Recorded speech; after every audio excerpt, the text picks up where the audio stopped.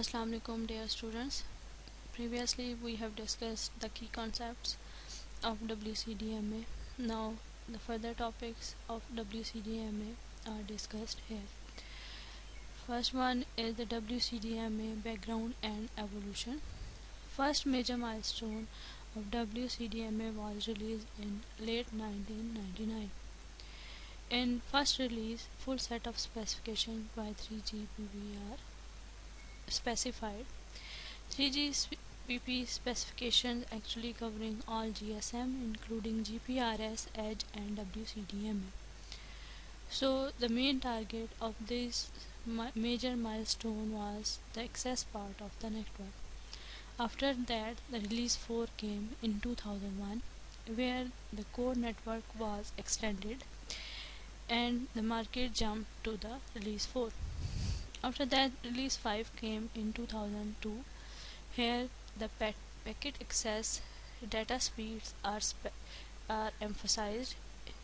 In release 5, high-speed downlink packet access is specified briefly. After that, release 6 came at the end of 2004 and in the beginning of 2005, where high-speed uplink packet access are specified regarding the standards. After that, release 7 came in 2007, where continuous packet connectivity are released and emphasized. It means voice over IP that we are using today. Also, the advanced features of HSDPA, that are MIMO and higher order modulations, are discussed and released in release 7. Now, how the countries are using these releases and evolutions as depicted here. 2001, Japan start using 3GPP and release 4. Europe at the end of 2001, and then commercially using release 5 2003, and after that HSDPA is used commercially at the end of 2005, and now from 2007 HSUPA is commercially used. Now, what are the WCDMA system specifications are? As we have discussed that WCDMA is used for the UMTS system. UMTS is Universal Mobile Telecommunication System, and it required the higher data rates provided with all type of communication. It means voice communication, data communication or interactive communications, etc. So WCDMA is the most common radio interface for UMTS systems. The WCDMA is providing us the speed of 3.84 Mbps. Mbps are the mega chips per second. It actually map 5 megahertz due to the pulse shaping and small guard bands between the carriers. Users share the same 5 MHz frequency band and time for the uplinks and downlinks, but for the uplinks 5 MHz frequency bands are separate, and for the downlink 5 MHz frequency bands are separate. So WCDMA actually providing the high bit rates. With release 99, theoretically 2 Mbps both for UL and DL, and 384 kbps highestly implemented. Also, the fast power controls are provided by WCDMA because it reducing the channel fading and minimizes the interference. So that's why power control also become maximum. Also in WCDMA, soft handover technology is used. It means the previous connection is not disconnected before this, that the new connection is established. That's why it improves the coverage and decreases the interference. Also, it is providing robust and low complexity rack receiver. Rack receiver is actually a radio receiver designed to counter the effects of multipath fading. It does this by using several sub-receivers called the fingers. That's why our interference become low by using the rack receiver in WCDMA, and our transmission become fast. Also, it provides the variable spreading factors. It means support for the flexible bit rates. It is not required that the bit rate always remains same. Now, next specification of WCDMA is multiplexing of different services on a single physical connection. Simultaneous support of services with different quality of service requirement, for example in real-time voice or video telephony, streaming the videos and audios, also web browsing, that is interactive if service, also the background, for example emails or chat or etc., are also supported by the WCDMA at the high data rates. Now we are discussing that the codes in WCDMA. WCDMA are using the channelization codes and scrambling code. Channelization codes are actually the short codes.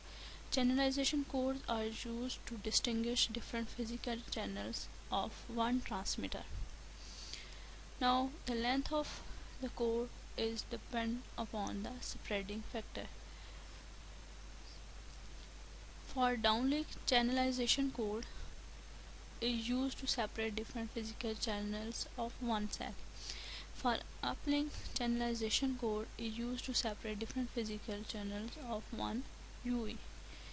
As same channelization codes in every cell mobiles, and therefore additional scrambling codes are used.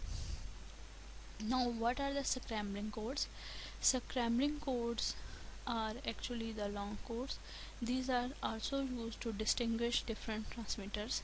For CDMA, downlink scrambling code is used to separate different cells in one carrier, where for the WCDMA uplink scrambling code is used to separate different UEs in one carrier. Also, scrambling code are very long. 38400 chips are here in scrambling code.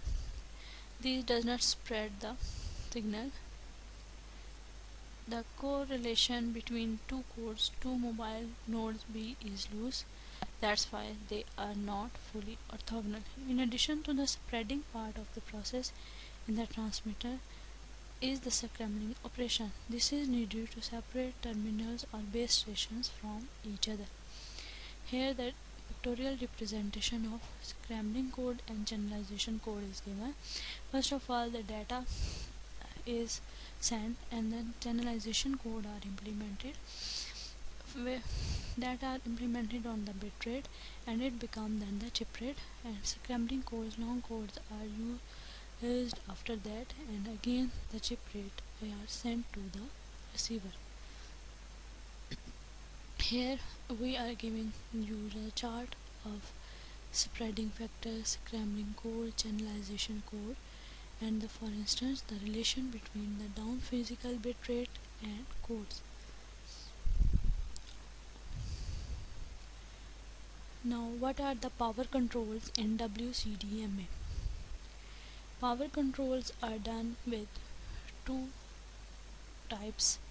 First one is the open loop power control, and second one is the inner loop power control. Open loop power control is the ability of the UE transmitter to set its output power to a specific value. It means it is used for setting initial uplink and downlink transmission powers when a UE is accessing the network. The open loop power control tolerance is plus minus 9 dB normal conditions or plus minus 12 dB in extreme conditions.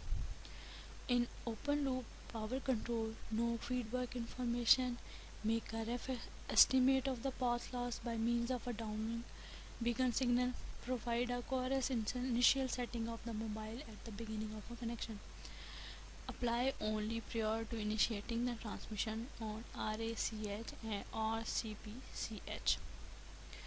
Now, what are the inner loop power control? Inner loop power control, also called fast closed loop power control. In the uplink, it is the ability of the UE transmitter to adjust its output power in accordance with one or more transmitter power control commands in the downlink. The UE transmitter is capable of changing the output power with a step size of 1, 2, and 3 dB.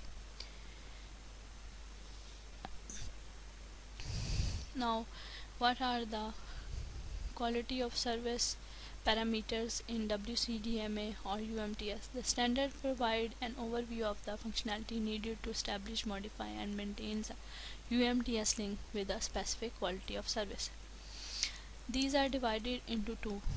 First one is the control plane and second one is the user plane. As we have discussed that control plane actually managing, translating, admitting and controlling users requests and network resources. So the quality of service is required in all these areas. Also in user plane, quality of service signaling and monitoring of the user data traffic. So quality of service is also required in the user plane. Now what will be the next after the 3G? In 1990, GSM 2G was released.